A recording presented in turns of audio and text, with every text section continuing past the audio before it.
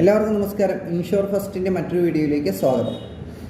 ഇന്ന് നമ്മൾ പ്രതിപാദിക്കുന്ന വിഷയം എന്താണെന്ന് വെച്ചാൽ, നമുക്ക് നമ്മുടെ ഹാർഡ് ഏൺ മണി, അതായത് നമ്മൾ കഷ്ടപ്പെട്ട് സമ്പാദിച്ച് ബാങ്കിലോ എവിടെയെങ്കിലും നിക്ഷേപിക്കുന്ന പൈസ നമ്മളറിയാതെ തന്നെ നമ്മുടെ കയ്യിൽ നിന്നും അപഹരിക്കാനായിട്ട് ഒരുപാട് മുഖമറിയാത്ത ഓൺലൈൻ സംഘങ്ങൾ, അതായത് ഡിജിറ്റൽ അറസ്റ്റ്, ഓൺലൈൻ റമ്മി, അങ്ങനെയുള്ള ഒരുപാട് സംഭവങ്ങൾ ഉണ്ട്.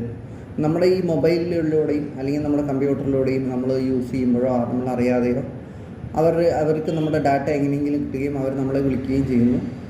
അതിലൂടെ നമ്മുടെ കയ്യിലുള്ള അവരൊരു OTP പറയുന്നു. ആ OTP നമ്മൾ പറഞ്ഞു കൊടുക്കുന്നതും നമ്മുടെ അക്കൗണ്ടിലുള്ള പൈസ നഷ്ടപ്പെടുന്നു. അങ്ങനെയുള്ള സംഭവങ്ങൾ ഒരുപാടുണ്ട്.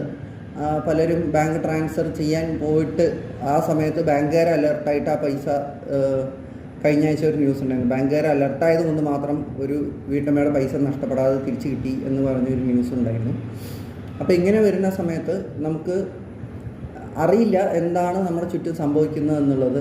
അപ്പോൾ പലരും നിക്ഷേപങ്ങളുള്ളത് വളരെ സേഫാണെന്ന് എന്നും ഉറപ്പുവരുത്തുക, സേഫായ സ്ഥലത്താണ് നിക്ഷേപിച്ചതെന്ന് ഉറപ്പുവരുത്തുക.